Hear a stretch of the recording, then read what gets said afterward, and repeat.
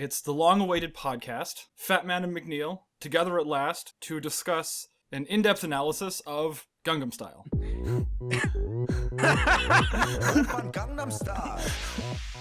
In which Fatman will be examining the song while I will be in the background singing it and dancing it. Yes. The entire time on loop, constantly, and doing the impersonation of a 6-year-old girl.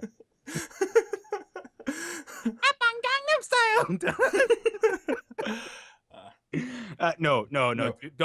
Don't leave, people. Come back. The video is actually going to be interesting. Yes, no. What actually happened was I watched Kill the Kill, and McNeil watched Read or Die the TV. Which is the most awkwardly named show I have. Admittedly, a spoiler alert, I was doing this on my top 10. I was adding this to my top 10. And very nice. Very nice. Yeah. And it was one of the few anime in that list that actually had like a reasonably length name. So many of them are like so freaking long. I don't want to say what some of them are because it would be spoilers, but like, yeah, I'll put a link to it, even though this video is hopefully going to go up before that. Yeah, I imagine you'll get this out first. Yeah, I want to try to get this video out before January, just so I don't feel really bad about December. And his name is John C. I hope I can get my freaking top 10 out before then. God knows I've been working on that all week. Yeah, top 10 is a tall order for a first heavily edited video in a long time. I used to do videos like this all the time, but like I just ran out of time. I come to appreciate editing a lot differently when like between custom created works like say White Book or Ruby Over the Seas, which we don't have any footage for, but that's besides the point. Or when I'm doing like my skits, when you actually have things you filmed in pseudo-chronological order, and you have your own footage for it, you kind of know what takes you want to go with. You can just jump right in, get it all frameworked nice and easy, and then just go back and fine-tune it. With the top 10, I had to go out, find so much footage. It's impossible to find footage. In fact, for those of you who don't know, there is a system on YouTube that tracks like copyrighted content. Yeah. And Fatman apparently knows all the ins and outs. Yes. But I did not want to get flagged. I, however, don't know the ins and outs, and I was going to ask him for input, whether or not this video that I'm doing has flaggable content pieces, which he says it's about 7 seconds that you can put in. Yes. And I was going to ask his opinion on that, but I realized the way I'm doing my video is there's way too many bits that are way too long for that to be taken into consideration. So I don't know if I'm going to monetize it or not. Well, you're allowed to. Like, even if it gets flagged, all you have to do is go through the appeal process, which is just a pain in the ass. It's not like you're going to have to say, yes, this is fair use. Yes, I'm providing commentary. Yes, this is not a substitute for watching the original work. You just have to do all that stuff. Yeah, I hope it's not a substitute for watching the original work. I lay out pretty clearly. I avoid spoilers. Yeah. Even though there are several times I show like the end clips from different anime in there. I mentioned how heartbreaking the end of Angel Beats is, and I show a clip from around that point. Angel Beats. I watched that. Even though that's not the topic of today's discussion. Did you find it confusing that in Angel Beats, like the point was that she had the white-haired girl had the main character's heart, but she died before him? My life was extended because of the beautiful, kind heart you gave me. Who are... Welcome, That's not yet dead Battlefront's enemy. There's a lot about that anime that doesn't make sense. It's pretty low in my top 10. Yeah. And there's a reason it's down there. My only regret is that I was unable to thank the person who gave me my youth.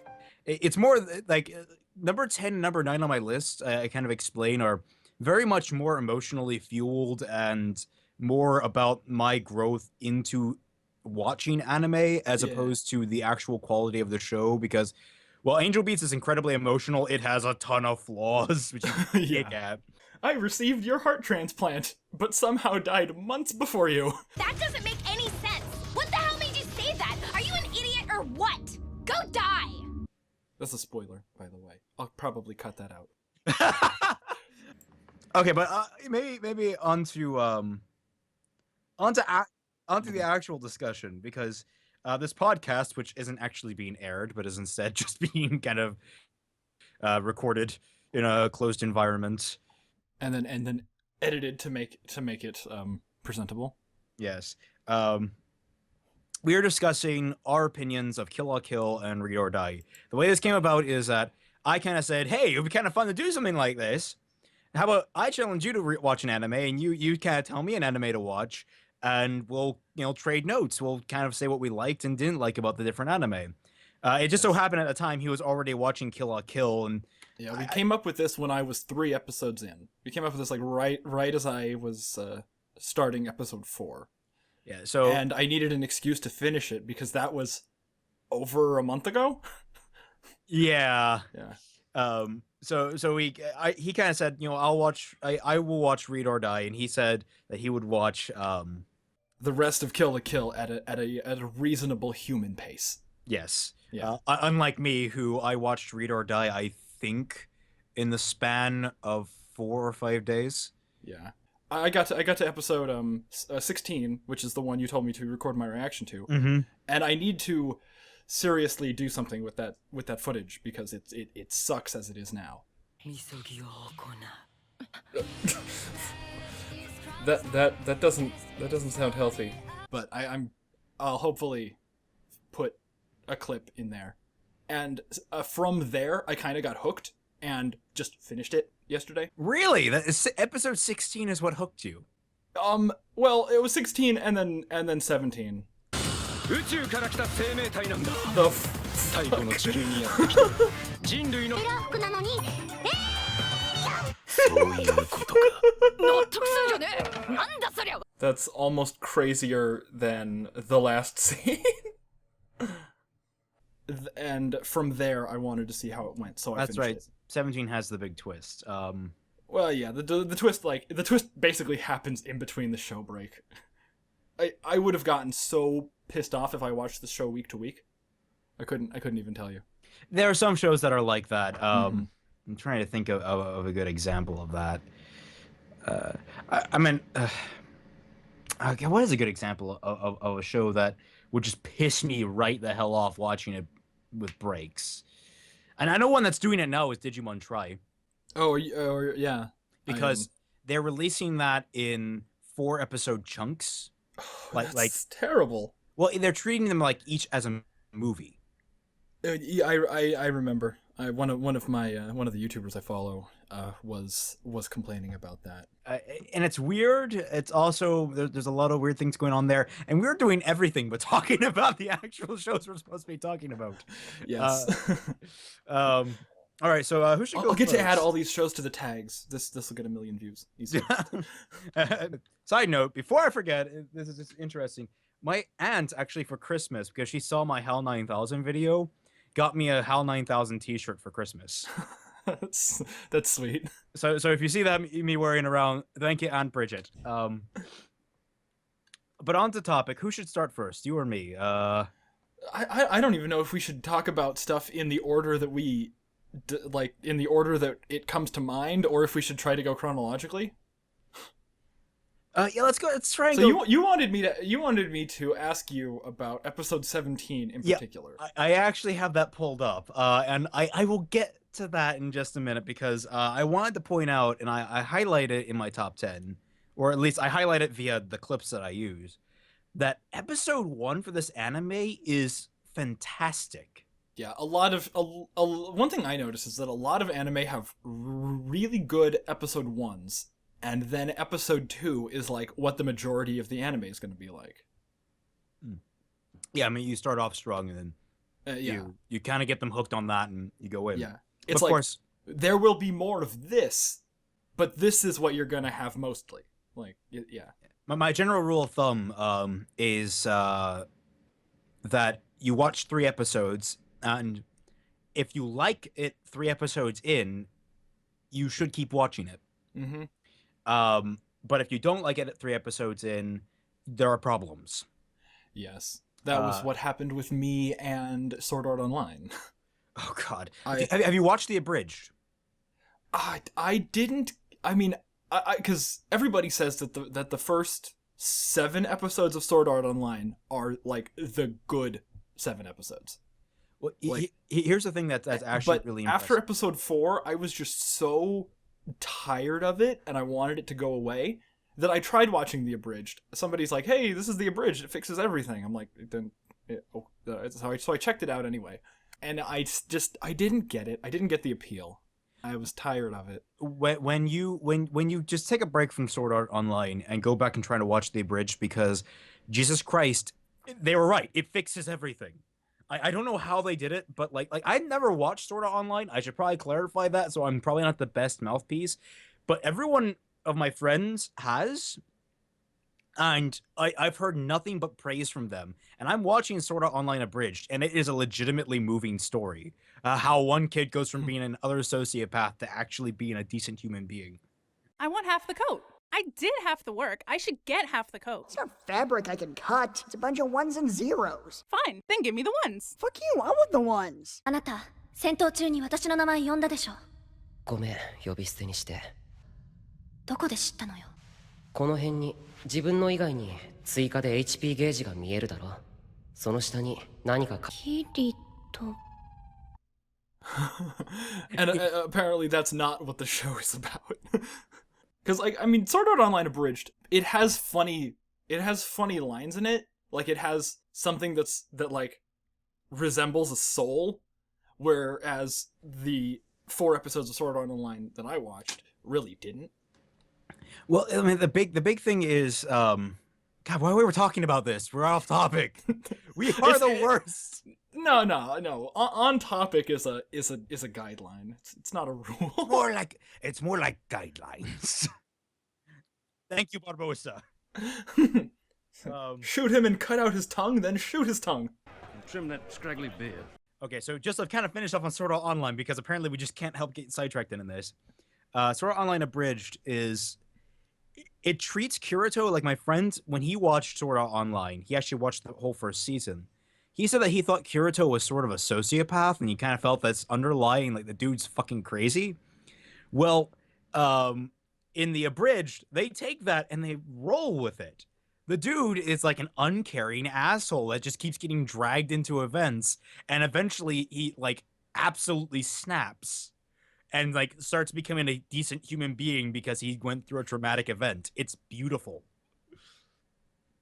But, all right. So, on topic, ROD's opening episode is brilliant. Not just because of the opening anime being pretty good. It's that, like, the first half of the episode is rather mundane.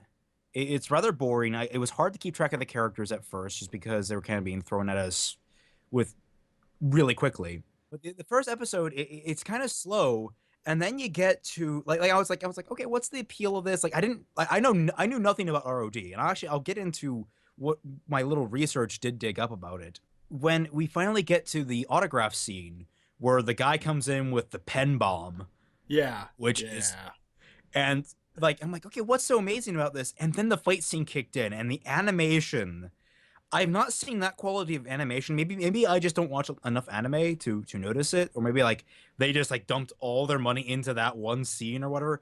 But the animation was so perfect, pitch perfect for the aesthetic, that I don't know how to describe it. Like, with Anita jumping through the books while having them shift like an organism, having paper move like it's organic material is just such an interesting way of aesthetically translating the idea of a paper master.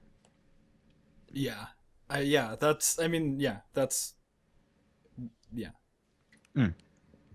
couldn't have said it better myself, so I won't even bother. Actually, side note, I'm starting my review show, but now that you showed me Digibro, I kind of understand like how out of my field I am. Because that guy is really freaking good at like analyzing shit. Oh yeah, he's on a level. not on another level, but he's on the top level. And he went from like, you know, nothing to like what is he at 140,000 subscribers now in like 3 years? Damn. Yeah. So the opening episode of Read or Die really did a great job of establishing the characters and their personalities as well, especially after we get to know Anita, Maggie, crap, I'm forgetting the other sister, Michelle. Yes. Keep forgetting Michelle. She's such a ditzy. It's ne ne ne. Ne ne ne Sumi Ragawa. Huh? That says nu nu nu. Na na na. She was my, I don't want to say least favorite character, but she was like the least interesting to me. She was the least interesting to me too until the very end. Yeah, I can see that. Yeah. I mean, she didn't overtake anyone. Maggie's waifu. Yes. Yeah.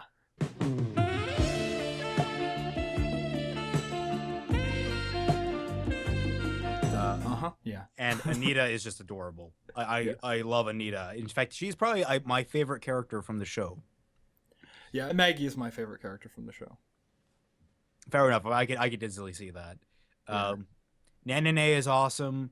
So did you watch the movie? No, I did not watch the movie. You did not watch. Okay.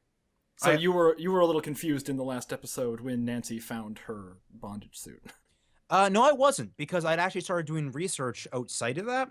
Because I wanted to know a little bit more about Read or Die, and then I found I found this entire conglomerate that has just like been lying under the surface of anime for years, and I have known nothing about. like there's a whole novel series that predates everything. I didn't realize this started out as a novel series, and then became a manga. Or it's weird because like each adaptation of Read or Die is its own unique story. It's not like a direct adaptation of any one thing. That's cool. So, like, the novel series is the story about Yomiko. Yomiko? What am I saying? Yokimo. Yomiko. It's a story of Yomiko doing her thing as the paper, which, by the way, is the stupidest fucking code name I have ever heard. Worse than Miss Deep? There was a Miss Deep? Yeah, that's Nancy's code name.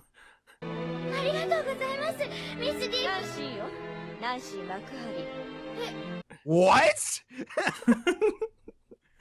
Okay, so you should probably look up the movie. I should probably watch that when I have the time. God, that's a stupid name. We're both stupid. Britain is not that stupid. Oh, or maybe Britain's or Japan's interpretation of Britain.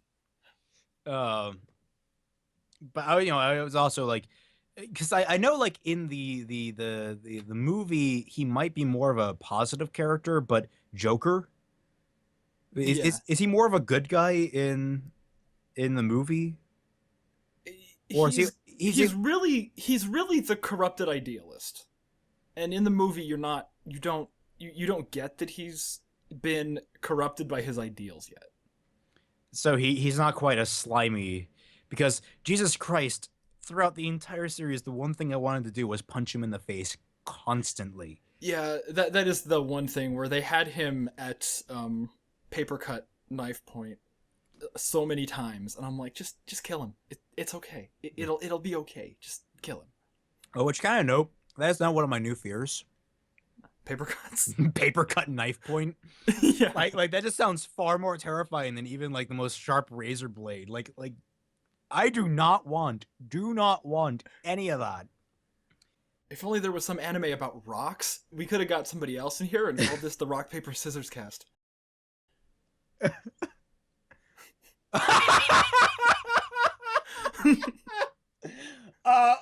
Oh no, we need to research this. Let's see, images. I find a lot of anime rock albums apparently. Yeah. Oh, K-On! Not exactly like rock like Stones, but rock like rock and roll. That works. Yeah. Rock, paper, scissors. I wonder if Marcus has seen it. I can try and get him in here. So the characters I ended up loving. I actually thought it was like the most awesome depiction of like family I've seen in a long while. Like even like I find that when I watch anime, I'm far more surprised by how much better it does certain things over traditional live action mediums. Oh yeah, I mean, Yeah. that's one of the things about animation in general. With live action, you can just put people in a room and record them, so there's a lot less like I guess planning that has to go into it. Like, That's not necessarily true, but I understand what you mean. Yes. yeah, like with animation, you want to get it right. You don't want to have to ever do a reshoot, so you want to make sure you get the emotion across. Yeah. the emotion across. Like the thing that kind of stands out is like a lot of like modern, the more kind of serious shows always have like dysfunctional families going on, Mm-hmm. and they kind of show dysfunctional families as these people that really just are strangers that don't really know each other, saying they're family. You don't even try to know me, Dad! I want to, Shetty! I just sometimes feel like you hate me!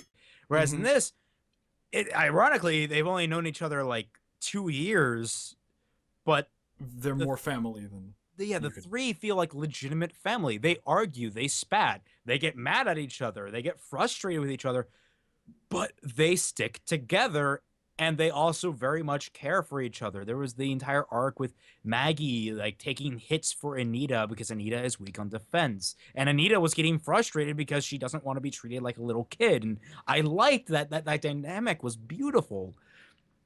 Yeah. Everyone coming to terms with all that kind of stuff.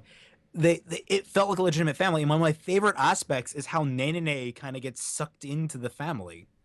Yeah. Like that's one of my favorite aspects. It's just like them starting to live in her apartment, and gradually just more books piling up, and the sisters get gradually more comfortable living there, and Nene just kind of gradually accepts that they're a presence in her life, and then of course that's a big draw or a big point of it is that she begins writing again because of them. Which can I say that entire fight sequence in Hong Kong is probably my favorite in the anime. The one in Hong Kong. The one where like they're inside is it Tai-Shi? No, that's Yuki Yuna. It's the one with the guy with the giant popped collar and the paper sword, right? It's that whole sequence where they're trying to break Nene out of yeah, and they have like there's fights in the skywalk, and like one of my favorite strategies of all time was implemented where the enemy is on a bridge. Cut the bridge. Cut the bridge. Yeah. Side note, that happened in a D&D campaign.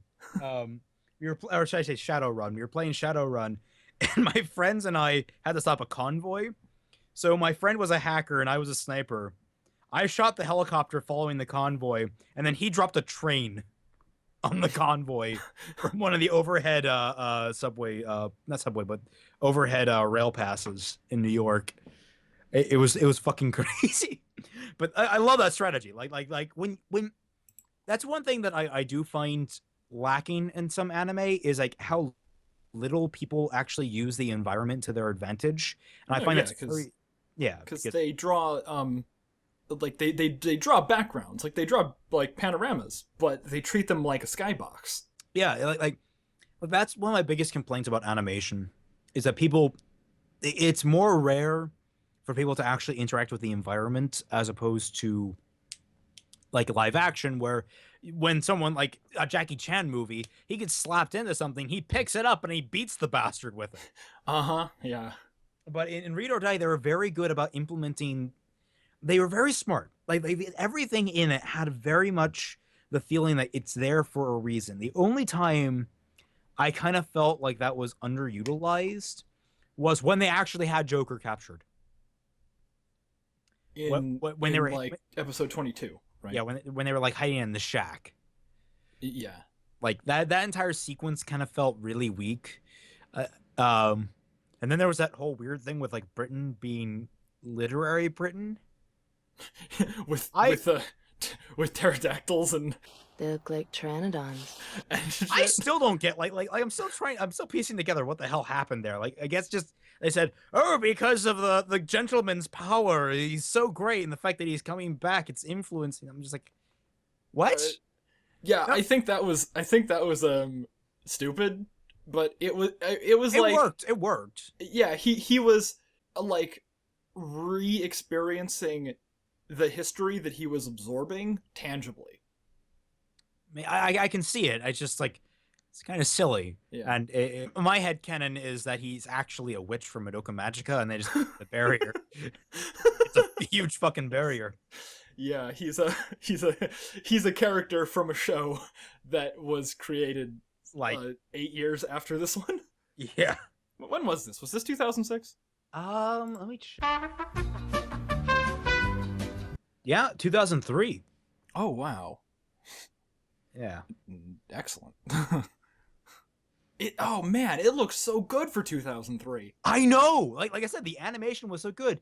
Because I was watching some of it just to catch up this morning, and I was like, was this 2006 or 2008? This looks good. 2003. Wow. Well, I mean, you forget around the same time the original Full Metal Alchemist was released. Oh, I never saw it. You never seen the original Full Metal Alchemist? Have you seen? That'll be the topic of our next one of these. Yeah. Well, I should challenge you to watch both and just have you struggle under like 100 episodes of anime. Yeah, Brotherhood is only like 50, right? Well, yeah, both of them are only like 50. But wait till my top 10 comes out because I kind of explain how you're supposed to watch. You should watch them. Mm-hmm. Because some people will say, watch FMA or watch Brotherhood. One's better than the other. It doesn't work like that. But the animation is just so silky smooth. Like, I was having flashbacks to Metropolis. I don't know if you ever seen that. It's a 2000 movie, anime movie. I don't think I've seen it. I wouldn't expect you to. It came out. It had actually a release in America, but like no one went to see it. Yeah, that's always a shame. And it's a really good film. And it's like for someone like me who's delved himself in traditional science fiction, it is a traditional science fiction story, depressing ending and all. Oh yeah, there's one other thing that I thought was kind of silly. Anita's aversion to books. I don't like books, and that's all. Yeah, I get why she had it. Like, and I completely accept that as her backstory. I completely accept that as logical. I still find it kind of funny or kind of weird, kind of silly, I guess. Yeah. That, oh no, I was at a burning library. Now I'm traumatized. Now I hate books. Yeah. No, I get it. And I also get that it was just there to be there. Like, yeah, it's like the two aren't mutually exclusive. It was there for a reason. The thing, but the reason seems secondary to having the trait in the first place. I kind of find it the other way around. That I think the reasoning, the trait they just kind of gave her as an afterthought. I think that's kind of interesting because it doesn't play into anything. Like that trait, that trait of her disliking novels and books, it doesn't really affect her or the story at all. Yeah, it gives her sort of the opposite, like she's the opposite of her sisters in that way. Yeah, it gives her character flavor, but it doesn't affect the plot, and I kind of like that until the end. Until the end, when it's revealed why she's traumatized and all that. Mm-hmm. But still, I like how they handled that. It still seems kind of silly. Mm-hmm. Yeah. And don't forget, people, this is important when you're dissecting types of, different works. It is all right to like something silly. If someone calls you childish for liking something that is silly, punch them in the face and ask them if that seemed like a childish action, huh? They'll say yes. Then you punch them again until they stop talking. Yes. But that's one of my, like, going back to Digibro. One of the things I don't like about him is that he seems overly cynical. He does. I can't die. I can't fucking die. I can't die. He has an entire episode dedicated to Puella Magi Madoka Magica, and I want to watch it, but at the same time, I'm kind of afraid of getting my feelings hurt because I love that anime. Now we can get to like other characters, like Hisami, Anita's friend, which I thought was a lot of fun. Like their dynamic was very cute. And I totally picked up on subtle like the fact that Hisami is kind of in love with Anita. Yeah. Which That's a very anime thing to do, like the secret lesbians. yeah, and that's one reason I love anime. Yes. If Let's not have any illusions about that. That's the best part. second to it is the action. Yes. And we mean that kind of action.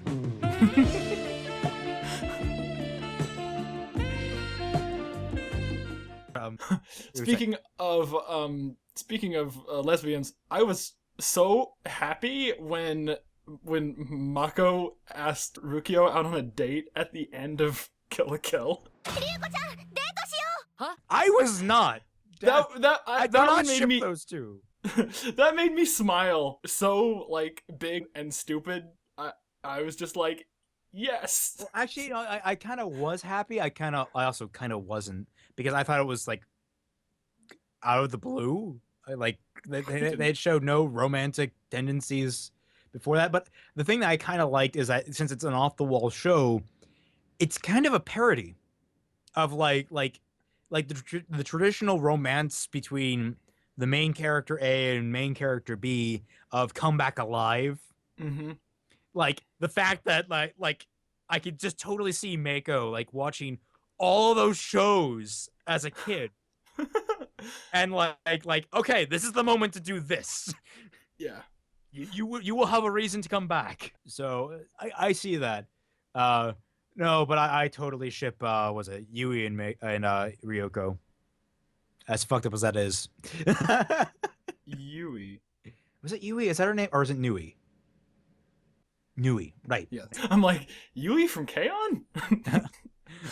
Meanwhile, I'm thinking of Yui, the girl that sings the opening theme to Full Metal Alchemist. But no, I totally ship those two. Oh, by the way, from that show, Nanon is best character. I don't care what you say. Nanon, that little shit, is awesome. Hell, actually, she's kind of reminds me of Anita now that I think about it. Sorry, I see. Okay, I have this problem when I watch subs. It's not remembering characters' names. I forgive you. I believe me. I've had the same issue before. Yeah, because it's like I'm not looking at the screen and listening to the voice. I'm looking at the subtitles and listening to the voice. So it's got this whole face, voice, line disconnect, and the name just doesn't ever fall. Who are we talking about? Nanon would be the pink-haired girl who is in Lesbians with Satsuki. Ah, yeah. Who like makes no illusion about that. Yeah. But she's best character. I love her. Yeah. I prefer Gamagori. I think he's the best character. Gamagori is pretty awesome. In fact, he's the most awesome character. Like there's to just stand there and take hits to be the living shield is like pretty cool. Remind me to play J&D with you. I could always use a meat shield. Yes. All right. So your experience. We'll come back to Raid or Die. Let's go to Kill la Kill for a little while to change of pace. Yes. Was it supposed to be a surprising reveal that Satsuki and Ryoko were sisters? I don't know. Because I was not surprised at all. I was like waiting for it. I was just like, I don't know why they haven't just come out and said it yet for like half the series. The only thing is like it hadn't entered my mind as a possibility, but then as soon as I kind of mentioned that there was a sister involved, like there was a like dead like sister like or like a dead baby. It was way before that for me. Really? Yeah, it was when Nui showed up in the first episode she was in. It was after it was revealed that she was the one who killed Ryoko's father. And then I'm like, those two are probably related. It just kind of hit you out of the blue, just over. Yeah, because I initially got the impression that Nui and Ryoko were sisters, because why else would she kill her father? But then once Ragyo Sasuke's mom was introduced, then I was like, yeah, okay, so all three of them are sisters. And that just kind of like it made sense. I can't really like place the exact line, but when they said it, I was like, yeah. You're far more intuitive than me in that case then, because like it took up until the point where like there was a dead baby involved. I'm like, the baby didn't die. It's Ryoko. Yeah. I mean, that was like that was like I was surprised that they didn't say her name, but then they, Sasuke said, oh, this is for my baby sister who didn't have a name. And I'm like, oh, that's why they didn't just come out and say it right then. The thing for me was like, this is an anime where you kind of know what's coming, but they treat it like it's a surprise anyway. Like the fact that Satsuki turns on her mother, I kind of saw that, like, even at the beginning of the series, like, why would Satsuki be such a bitch through all of this, through the entire season? And then we meet her mother, and I'm like, that's why. I know where this is going. That makes perfect sense. And then Christian iconography, apparently, because we need crosses. Yeah, crosses everywhere. NGE did it first, and everybody's gotta live up to that benchmark. He didn't do it first. This goes back to like fucking 1940, where like films were using Christian iconography. This goes back to the like predates film, just stealing Christian iconography. I don't mean ever. I don't mean ever. It's just be funny, like one day in a world without it, there's like this one random Japanese guy is like, oh, this Christianity thing's pretty big. I wonder if I can make something of it. I spit on my screen. I mean, using it as a constant visual theme for an anime. Yeah. No, yeah, he was the first one ever. Which I should note, we're talking about Evangelion, right? Yes. Yeah, because like, I've only seen the rebuilds. I have only seen the original show. Yeah. And back in 2006 and 7, even though it was from 95. Would you recommend that? Yes. Okay. I mean, it's one of the classics. I don't remember it well enough to like talk about it, but it's one of the classics and highly regarded as one of the best things ever, and simultaneously as one of the most overrated things ever because people think it's the best thing ever. But it's like, yeah, all things have those. It's like, it would be like if you haven't seen it, you have like a hole in your viewing experience. Like you have like a hole in your context that you just need to fill with, something. Yeah. I'll have to give that a watch at some point. Don't challenge me to it, because apparently you need to be snuffed up on it too. Yeah. Okay, so overall, what do you think of Kill la Kill? Well, aside from the fact that apparently they had really bad fake outs. I mean, comparing this to the last Trigger show that I watched, which I think there were only 2, Gurren Lagann, I think I had a better experience overall watching Gurren Lagann because it was badass. Not to say that Kill la Kill wasn't, but Kill la Kill seemed like a slightly safer version of Gurren Lagann. I should make a note here. Gurren Lagann was animated not by Trigger but by Gainax. Okay.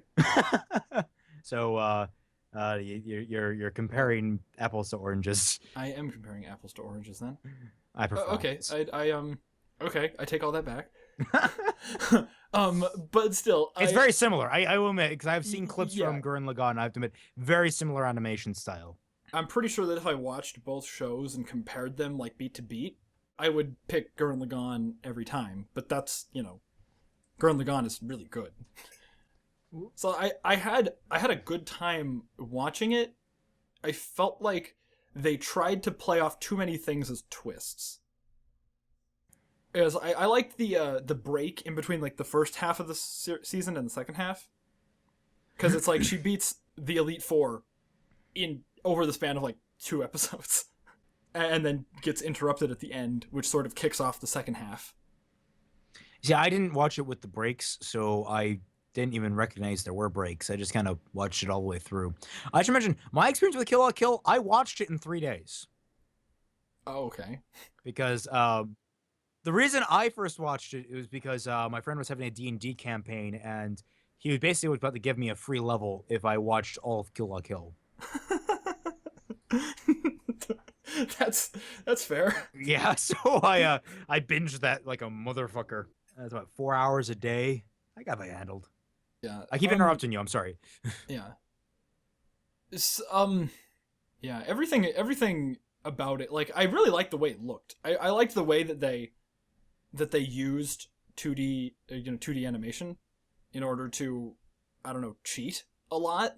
Like using sliding. Yeah. There was a lot of like just 2D pictures sliding. I really like that with Nui because that really made her even more unnerving. Like people, they did that for jokes and stuff, but I don't think she was like almost never directly animated. Even during fights? Like during fights maybe, but like when she moved, like her natural movement was just sliding. Like even like when she like cocked her head to the side, you could tell that they just took the head and tilted it as opposed to actually like having the character tilt her head. Yeah. Like she felt more like a Warner Brothers cartoon than she did an anime cartoon. Yeah, she definitely was uncanny in that, like, she stuck out in the wrong ways. And that's what I loved about her. She's pretty awesome too. Although she kind of goes absolutely fucking insane. Yeah. Isn't there a part where she's like sewing with her feet and teeth? Yeah, after her arms get cut off. Yeah, she was sort of not all there in the head. But the twists, I kind of looked like this entire series is so over the top that I kind of look at it as sort of like more of an allegorical piece, if that makes any sense. I could see that. I could. It was really about what it was about. It was like, I mean, it's a show about fan service, basically. Yes.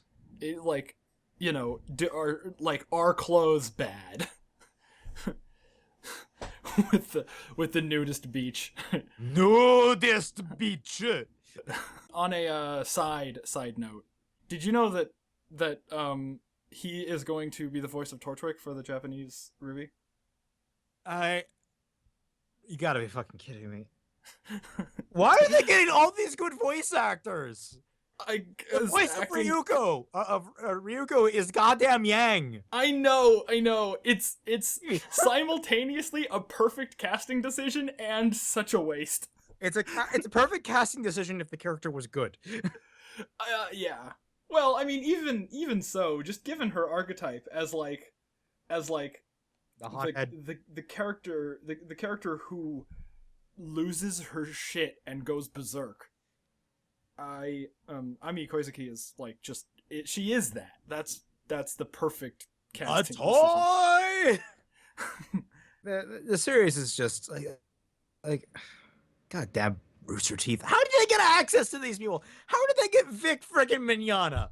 How did they get Yuri Lowenthal? Someone answer me. Why is this happening to me? They can afford to pay them?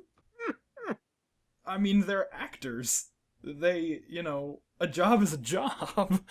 It's yeah, like, I mean, as much as people in my stupid fucking comment section will fight me tooth and nail on this point, Rooster Teeth is a multi-million-dollar company. They can afford big-name talent. Which doesn't explain why they don't go out for big-name writers.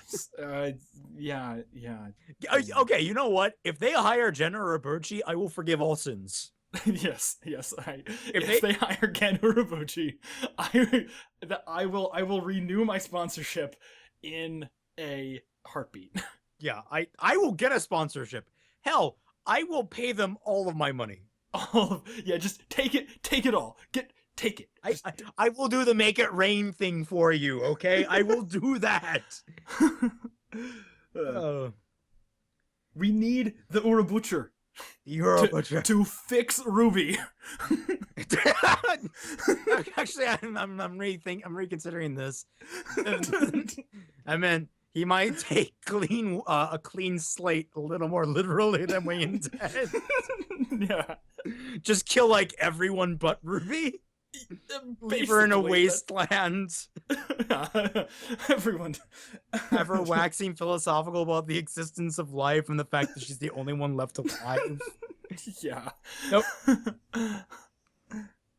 Well, we'll take that down a step, and we'll have the guy who wrote Ava step in. We'll have him write it instead. I mean, then the crosses on her cloak will make sense. Yeah. Does Ruby have crosses on her cloak? Yeah, they're the pins. Have I never noticed? Probably. I mean, Crow has the sideways cross thing too. I know, but I thought that they was never just because. explain that either. Like, is Christianity a thing?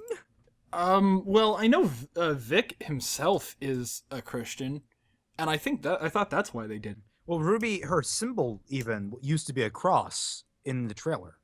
She didn't have her little rose symbol on her belt. She had a cross instead. I should. Look at that. Yeah, I should know this, considering me and Marcus we've remodeled Ruby probably about 8 times at this point. And that's not counting the remodels within remodels. We're talking like variations of the different models. Let's dive into the specifics that we wanted to get into. Episode 16. Yes. What was your reaction to that? I have to know that.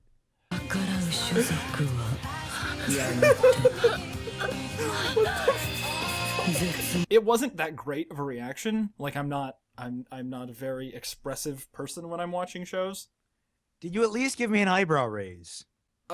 Yeah, I kind of went slack-jawed. Because that wasn't the first time that Rukio felt up, or what's her name? Regio.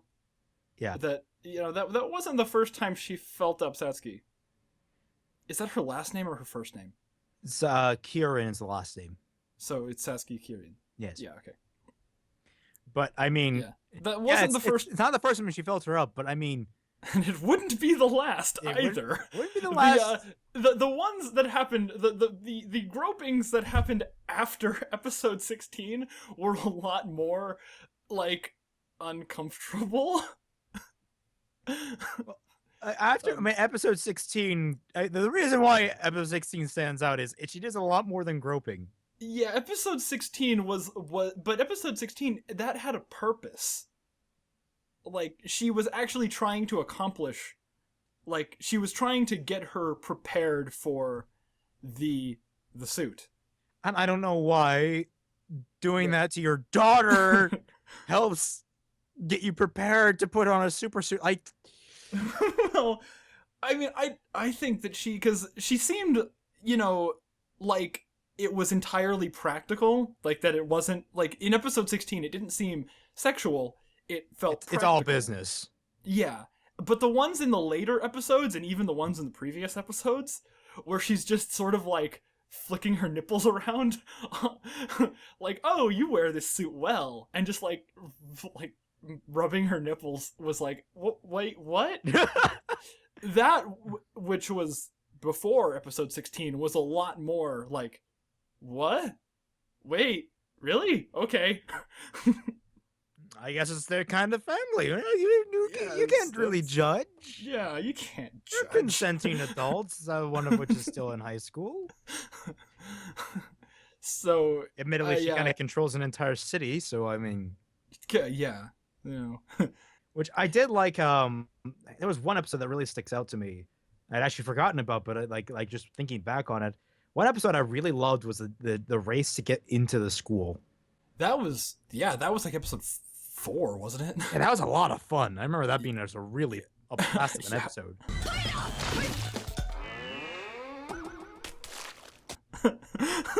I like how the dog was attracted to her. The dog was weird. The family was friggin' crazy. The family was weird, but it's like the dog got like horny nosebleeds when he saw her in her underwear. I'm like, wait, what? That's maybe a thing, because Linkara just did a review of a visual novel because of his Patreon supporters. And support us on Patreon.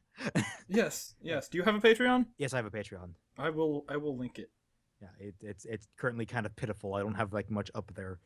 Um, Well, you got to start somewhere. yeah, the I mean, I remember when I started mine, some people are like, "You should have waited for 1,000 subscribers." I'm like, I'm not forcing anybody to give me money.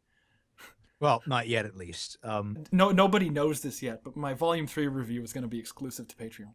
You I'm joking. joking. You scared me for a minute there.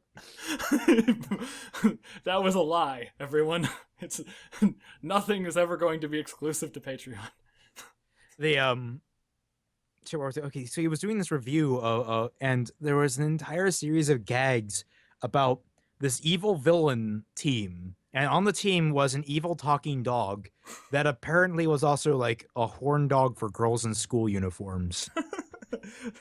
And there was like several molestation jokes where like he looks up skirts and shit. And he has the voice of like an old man, so it's like incredibly disorienting. いや、ちんちん見るなよ。そんなことより問題は。Wait, he has a voice of an old man in the visual novel? Yes, Okay. It's a voice visual novel. Oh, like with drama CDs? Yeah, I think so. Yeah, okay. I think it was either that or I'm somehow superimposing an old man's voice on him, and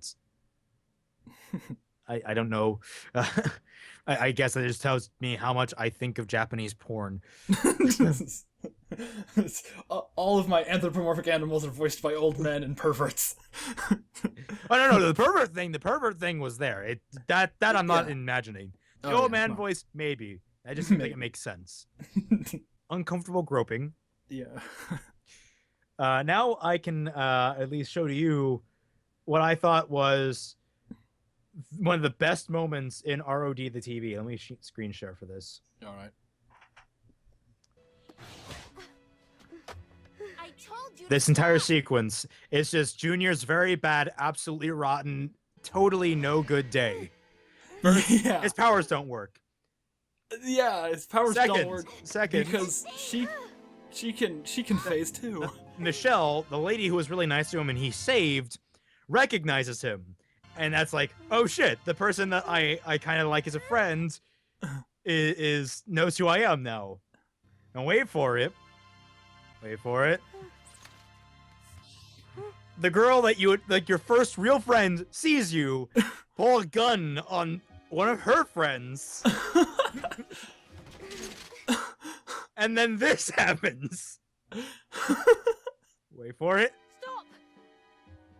Don't shoot her! Junior, that woman is your mother! Boom!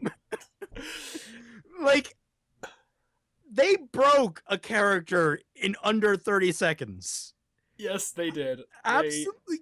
Like, that was like, for me, I just sat there, like, I cried laughing so bad the first time I saw that. It was that fucking funny. Just sort of like, oh shit. Oh shit. Oh shit. Junior, that woman is your mother! Oh shit. Yeah, because I watched that just now, just to catch up on that particular episode. Yeah, no, Junior had a bad day. Yeah, that was absolutely bad, totally rotten, completely no good, horrible, bad day. Yeah. So that was like just a moment that stuck out to me as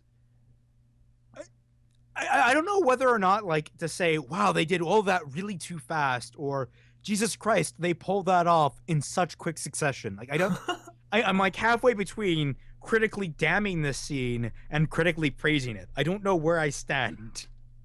I mean, to me, it's just praise. To me, that they couldn't have spaced it out. They couldn't have given him time to catch any of, like, you know, to like catch his breath. If they gave him time to catch his breath, it would have been a lot less impactful.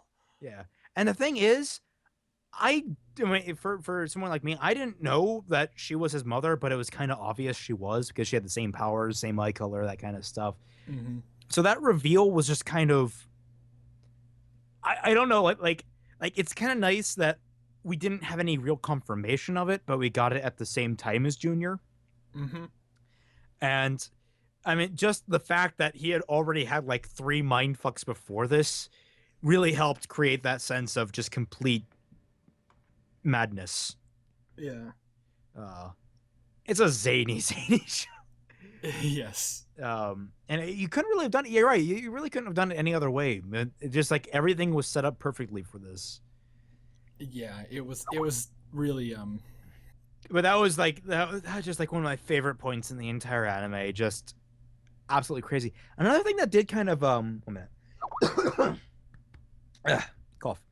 One thing that kind of surprised me about this anime is that how most of it was actually more slice of life than anything else. a lot of it was. Like that kind of most action anime kind of skew towards, well, just like action every episode.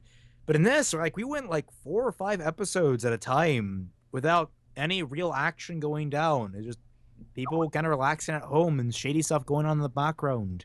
Yeah. It's like what Ruby tried to do. Which didn't make any sense for what Ruby advertised. Yeah, I know. Well, we didn't see the advertising campaign back in 2003 for this. Well, I mean, ROG was already pretty well established. So it's like a series that, like, ballooned out and then stopped. So it just never got officially canceled. Which means they could bring it back for a 10 years later sequel. Well, it's it's a novel series. So let's see. Read or Die novel. Is that young Yomiko, young Nenene? Wow. Let's see. You want to show me the picture? How do you mute Skype sounds? I don't know. Yeah, wow. Let me show you. Let me screen share. Share screens. Start. Yeah, look at this. That's young Nenene. Like, Huh. she's like a dead ringer for Yuffie from freaking Final Fantasy VIII. She's actually kind of adorable. How did she become such a sourpuss? Age. She's a creative. Of course she got jaded.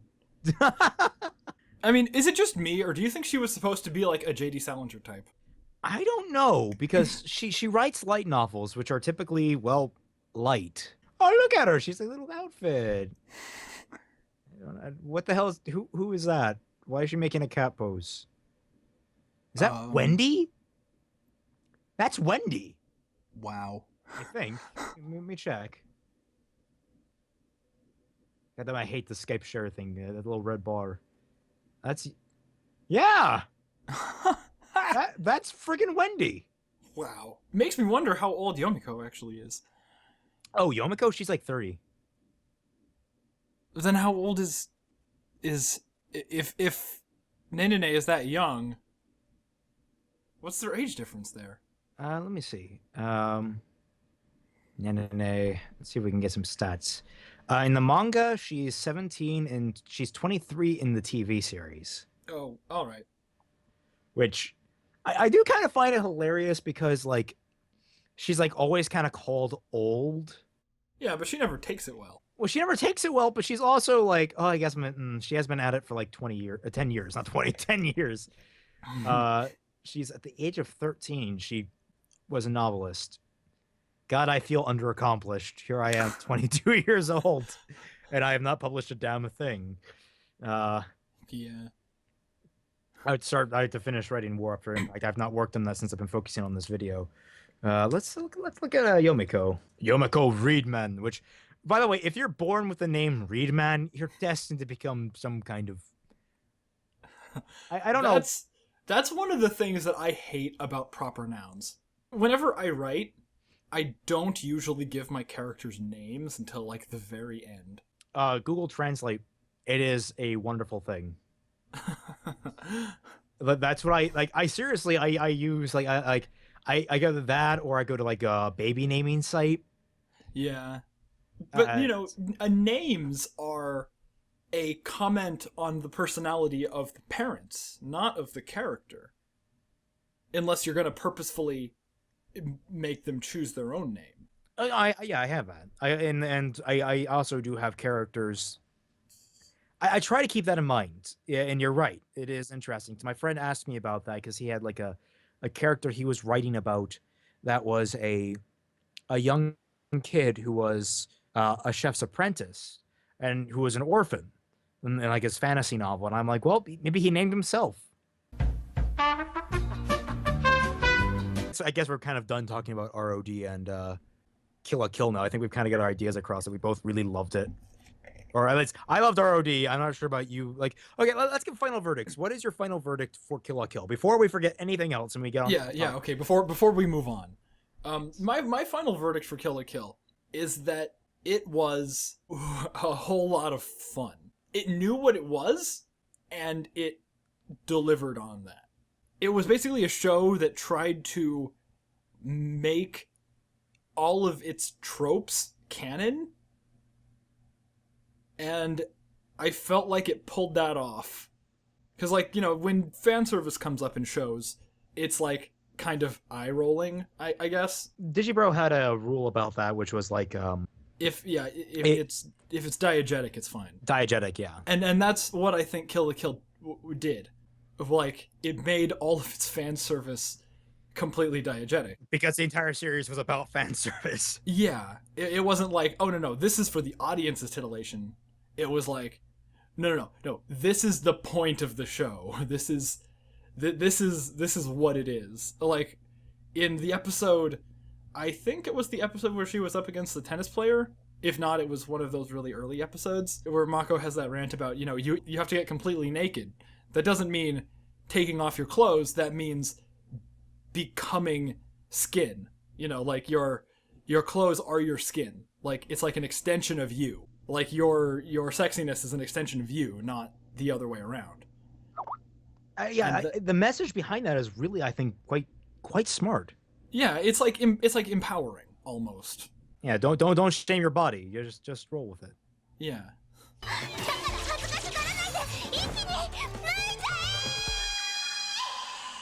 And as for me, ROD is absolutely fantastic. I'm really glad my taste from 2006 and 2007 holds up. Because like back the first time I saw it, it was my favorite show. It was just like the fact that the characters were so well developed. So why not, instead of getting kidnapped and sold to Hong Kong or Morocco, you just shape up and go to school? Get kidnapped? How old are you? That all of the characters, the bounce between them was so good. If they try and kidnap Anita, she'll probably just beat them up. I can't do anything but sing its praises. If we're sold to Hong Kong, we could save a fortune on the travel expenses home. Shut up! Even the silly stuff is still pretty damn awesome. Mm-hmm. Like, I mean, like I said, it's silly that Britain gets turned into a literary wet dream. Yeah.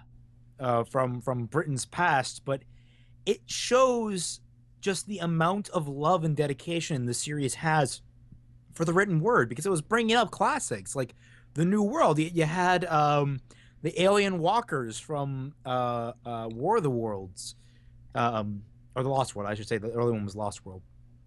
Yeah, all that stuff. It was a series absolutely in love with writing. Yeah. With the written word. And it knew how to portray it in the right way. The one episode that has stuck out to me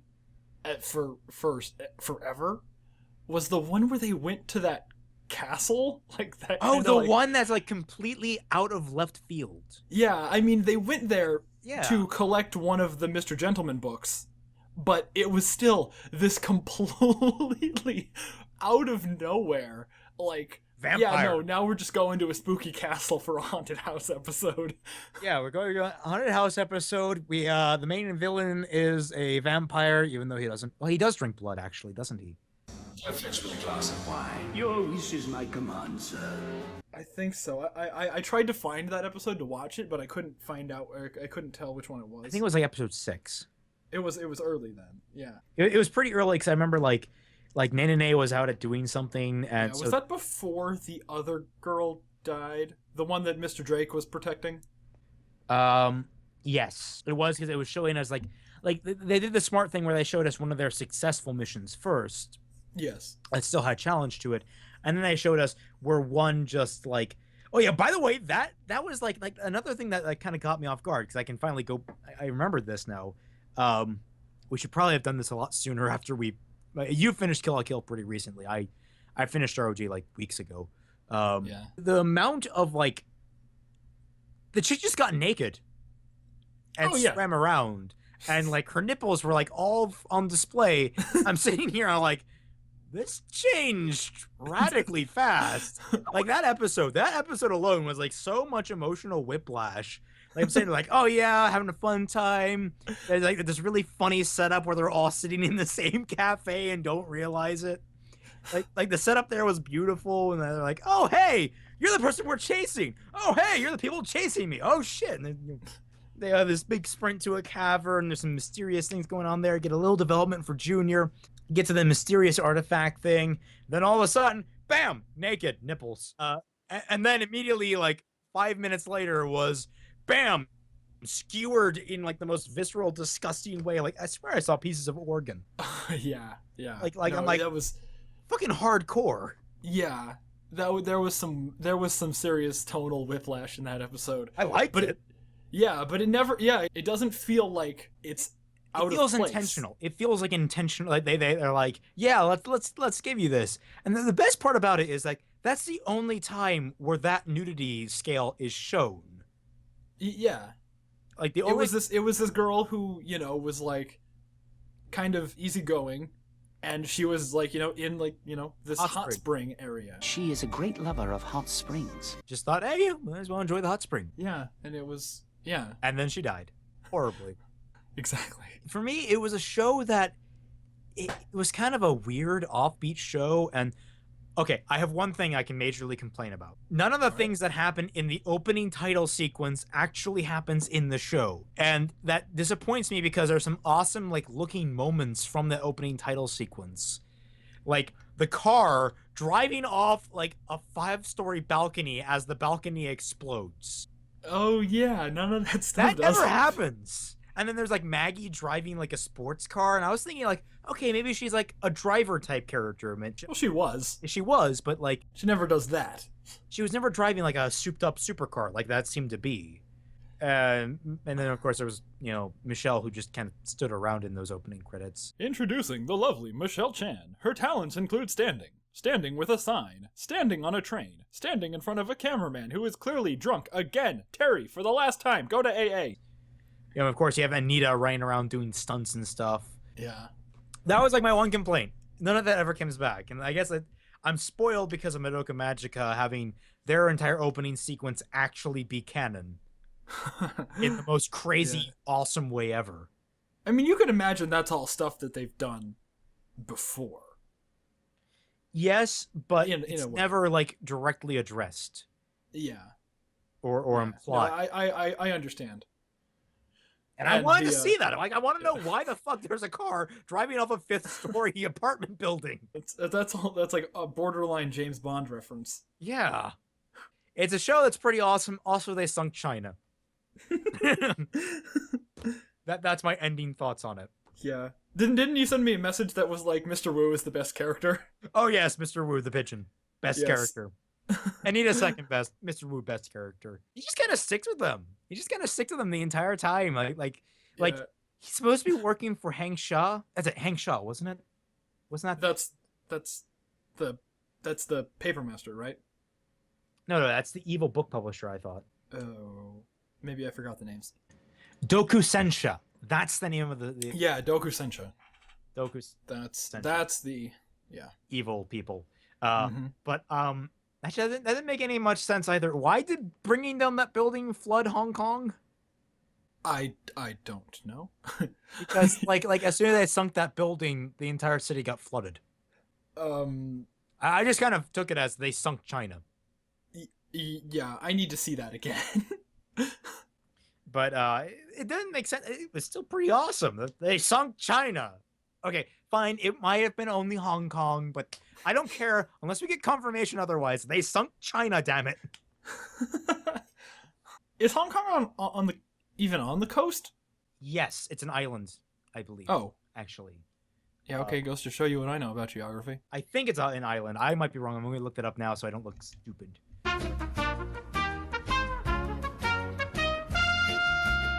So moving on, because we kind of give our final words now. We can actually talk about other things, unrelated stuff. If you came for just the read or die and or kill stuff, This is probably we greatly apologize, but you can go now. yeah. You may leave. We are no longer keeping you hostage. But you were asking about Puella Magia Madoka Magica. The thing that I was trying to explain to you is that Rebellion is the continuation, whereas there are 3 movies. The first 2 movies are just a recap of the main series. Oh, okay. And the third one is a continuation, and it's weird. Who do you think this cake could be? No, it's not me.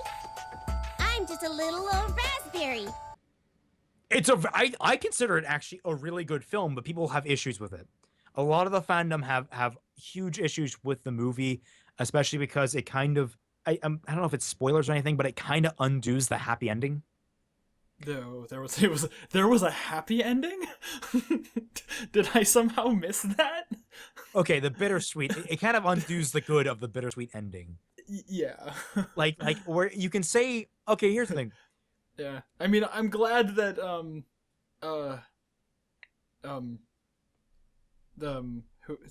Sayaka and Kokoro hooked up, but like Sayaka and Kyoko, Sayaka's dead in the happy ending. She is? Yeah, she chose to stay dead. Really? Yeah, Wait, who am I thinking of? There's Mami, there's Kyoko, and then there's Homura, who are still alive. Oh. No one remembers Madoka. Sayaka dies. Yeah, no, that's a very sad ending. Well, it is, but also the fact that they're not going to become witches anymore. Yeah, but still. It's alleviated the bigger problem. Yeah, I guess it alleviated the bigger problem, but that's still a very sad ending. It is. And it actually plays into it because no one remembers Madoka but Homura, and that has its own effects. In fact, I think people give Homura shit after Rebellion. Okay? People like in the show, or people like in real life? In real life. Like everyone and I'm one of those people that says Homura did nothing wrong. Okay. She does a lot wrong. She does a whole lot of shit wrong. But she's justified. As weird, yeah. Like you'll see if you get around to watching it, it's a gorgeous film. It is an absolutely amazing film to watch. And I think they have the dub out now. So if you're more interested in the dub, I mean, of course I have the dub out now. I have the fucking DVD. Yeah, I mean, I typically watch dubs just so I don't have to read. Did you watch ROD dubbed or subbed? I watched it dubbed, but that's because it was 2008 and subs were hard to come by. Yeah. Yeah. The side note, I actually thought most of the voice cast for ROD, the TV, and the dub were very well cast, especially Anita. I actually really liked the dub cast Anita. She shouldn't have a say in my private life. Besides, aren't there procedures and paperwork and stuff? I typically tend to default to whichever one I hear first is better. Yes. Because a lot of people tell me that Code Geass has a good dub, and I'm just, what? Did you think this was all just a game? You've already killed your fair share of people. Have you watched any of it in dub? Yeah. I wanted to show my parents, so I looked up the dub version, and it was like, nope. I don't get it. Why's it be after me? Really? Not gonna subject them to that. I love the Code Geass dub. I can't. Did you hear it first, or? I heard it first, admittedly. Yeah, I'm pretty sure that. What is your big thing with it? I hate CC, and I hate Kellen, and I hate Suzaku. They do not sound at all like their characters. You see, because I know Suzaku is Yuri Lowenthal. I like them. Admittedly, they were probably the weaker members of the cast. Yeah. I wonder if it's just like sort of the different interpretations type thing. Because that was my big problem with the Melancholy of Haruhi Suzumiya, and watching the. Actually, now that I was scrapping stuff together, I found footage from the dub, and I think I know part of the reason why you hate it. It's Kyon. He's a completely different character. I don't think that's not the reason I don't like it. Okay. Haruhi sounds like she's 30? Yes, well, that's one part, yeah. First off, I'm not interested in ordinary people. Girl, I'm in love with you. Yes, she sounds like she's 30. In the sub, the original Japanese version, Kyun sounds like he's angry all the time. サンタクロースをいつまで信じていたかなんてことはたわいもない世間話にもならないくらいのどうでもいい話だが。In the English version, he sounds like he's bored all the time. Asking somebody how long they believed in Santa Claus is so stupid, you can't even consider the topic suitable for idle conversation. Yeah, I could see that. That's probably where a lot of the theory about him actually being the god comes from. Yeah, because in Japanese, he's irritated. He's constantly irritated at Haruhi just like doing shenanigans. Yeah, he's irritated, but he goes along with it anyway. Yeah. He's irritated, but he would be more irritated at himself for not participating.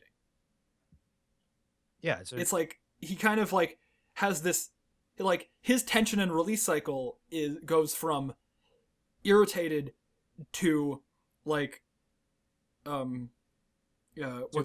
fine, I'll do it. Yeah. And then like he ends up enjoying it, but never really voicing that he does. Yeah. And in the English version, he always comes off like he just has nothing better to do. Which, I mean, is kind of a driving point behind the movie. Yeah. But like without the character build up from the entire series, the movie doesn't carry through as well. Yeah. No, I see what you mean. And there's actually a difference I found there between what, like, Code Geass and the way things work there and the things work in Haruhi Suzumiya. Haruhi is a very specific role. It's a very specific character.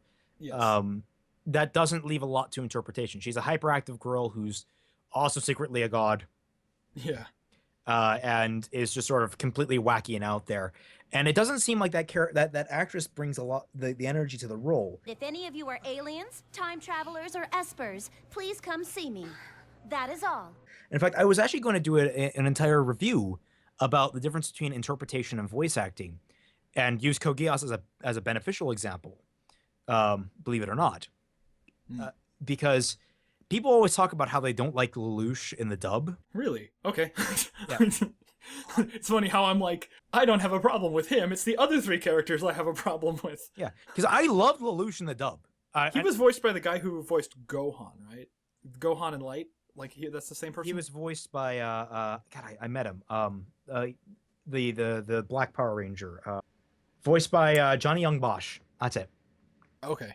He's voiced by Johnny Young Bosch, and like people always said that he doesn't sound quite as crazy as the original voice actor, and he doesn't bring the power of the crazy to it. Oh, it's hard to match that performance for crazy. 全ては過去。終わったことだ。お前も父親を殺しているだろ。懺悔など後でいくらでもできる。 But the thing is, I actually kind of I prefer the dub version because I like that he's not actually crazy, but like his flamboyance is an act. That's all in the past. Over and done. You killed your own father, didn't you? Wallow in remorse when you have time for it! It makes him seem more calculating in the dub than he is in the sub. Where in the sub, he seems like more like a guy who's just like doing everything that works. He doesn't seem like he's really in control as much with himself. In the dub, it seems like everything that he's giving off to people is just another face, another mask. And he keeps like switching between them constantly. And it's actually one of the reasons that I actually liked Shirley. Which people hate Shirley. I don't know why. I don't know why. She is the representative of what Lelouch is fighting for outside of Nunnally. She is a representative of Lelouch's normal life, and when she dies, Lelouch snapping is one of the few genuine moments we get to spend with Lelouch as a character. Like, he's being legitimate with everyone in the vicinity. He's panicked. He's desperate. He's crying. He doesn't even really know why. Like, he didn't even realize he had feelings for Shirley. Like, that's the thing. Like it was only until, like, the few episodes before where he was like, hey, oh, hey, yeah, I might actually have a thing for you. Like, wow, you're actually, like, important to me and stuff. Like he had that realization earlier as one of his friends, but it's sort of like, hey, wow, yeah, you and I kind of have this thing going that's actually really nice. And then like, and when she dies, he's like, wait, no, no, no, no, no, I don't want to lose this. I don't want to lose this. No, come back, come back, come back, come back, come back. I love his don't die moments. Yes. I think he has. Does he have 3 of them or just 2 of them? Well, he has the Suzaku one, obviously. Yeah, the Suzaku one and the Shirley one. Is there a 3rd one? Does he Geass anybody else into staying alive?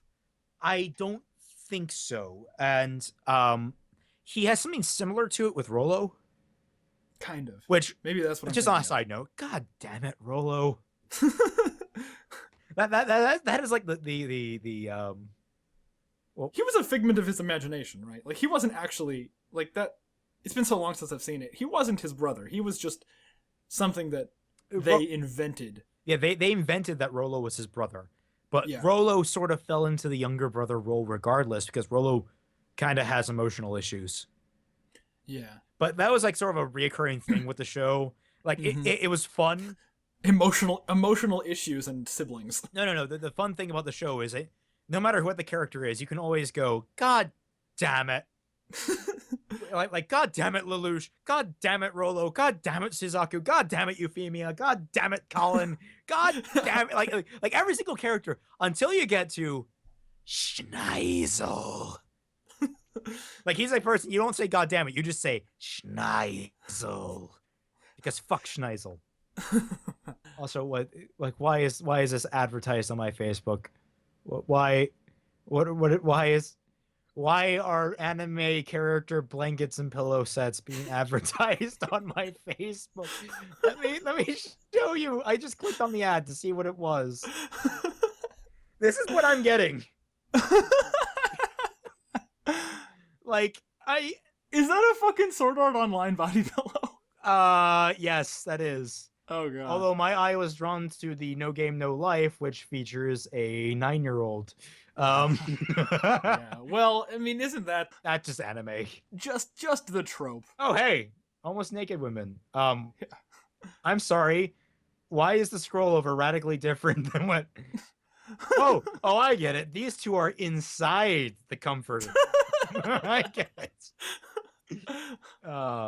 Like I am not that lonely. I am a Facebook, stop. Facebook, what are you doing? Facebook, I'm not that okay. Oh crap! Actually, if you could cut that out, I'm showing my real Facebook. Don't mean to do that. Crap. Oh yeah. No, don't look. Cut all don't look. No, I'll zoom in on it. No, don't. I'll go to my other Facebook. My non-personal Facebook. God damn it! Why am I showing up on my own Facebook? No. I don't want to be friends with myself. I don't want to be friends with myself. Fuck you, me. Go to hell. I'm the only me there is. Okay, I should probably stop screen sharing. You're seeing too much. You've seen too much. You know my real name. I can't have that. I already knew your real name. All right. Yeah. Fuck. It's fine. I'm sure I've already forgotten it.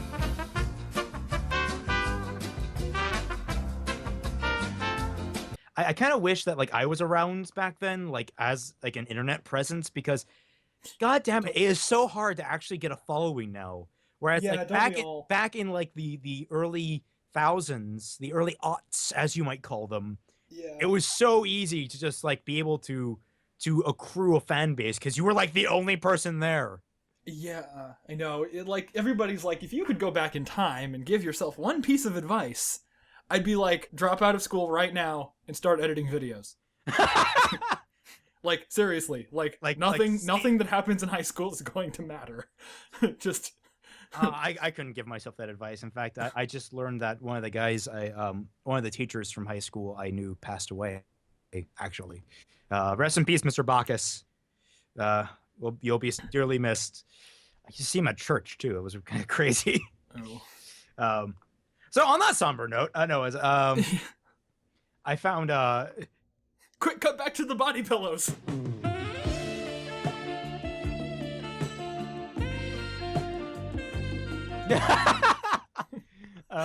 A Code Geass abridged just a clip appeared in my timeline. Is that the code meant thing that you showed me? Code meant, yeah. Let me find the actual episode so that I'm tripping balls. I'm tripping balls. No, I'm tripping balls. I don't feel anything. Oh, there it goes. All right, tell me when you start, and we'll time it. What?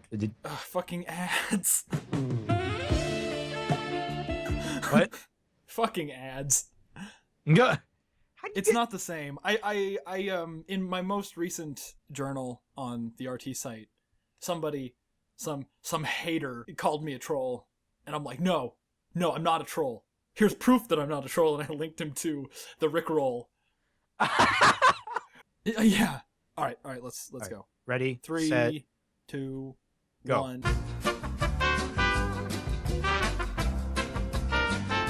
Why are you buying clothes at the soup store? Fuck you!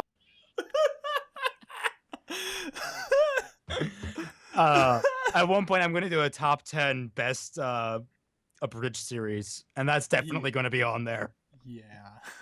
That's... I'm at soup! What do you mean you're at soup? I mean I'm at soup! I love how my own videos keep showing up in my recommended videos. Yeah, that happens. Hey, you might like this. Really? I might like a video that I spent 4 months making? You think?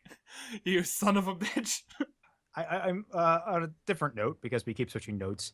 Back to Puella Magi for a brief moment. They actually released a new continuation to the series that's 10 minutes long for a celebratory, like, 15 years of animation type of thing. And it's been only shown to a minimal audience. And, like, I want to see it so badly. I'm just like, give it to us. I want to see what's happening. All right. Well, I think we're kind of winding down here. We gotta think of the next animes to challenge each other with. Oh, I think I know what I'm gonna challenge you to. Have you ever heard of an anime called Samurai Flamenco? Oh, that's kind of like a Power Rangers-esque superhero show, right?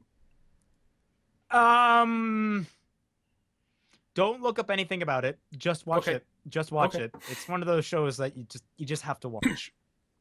All right. You have anything for me? You haven't seen Psycho Pass yet. No, I haven't, but I wanted to watch that with my family. Oh. Because, I mean, we're, big conservative family. Yeah. You're gonna get to yell at the screen a lot. In a good way or a bad way?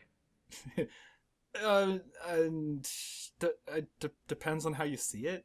Yeah. It's all happening in Japan, so probably in a good way.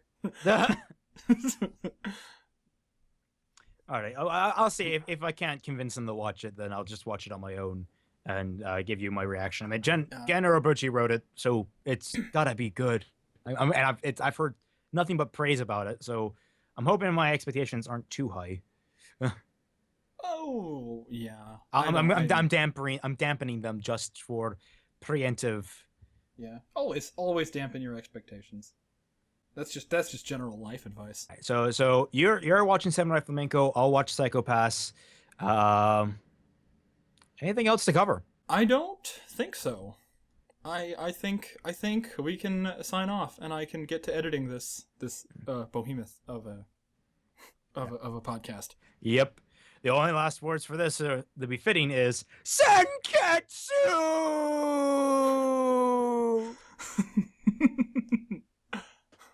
Yes, damn that. He's such a cool character.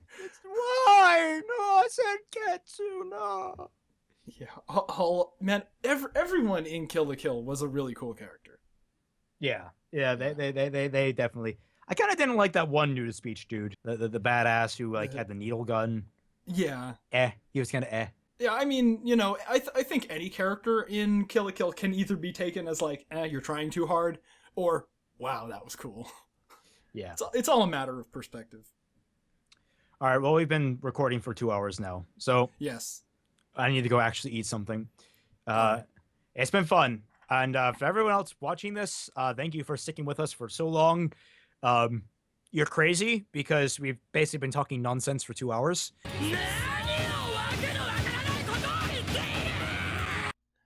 Yeah, not nonsense. Hey, nonsense is our thing.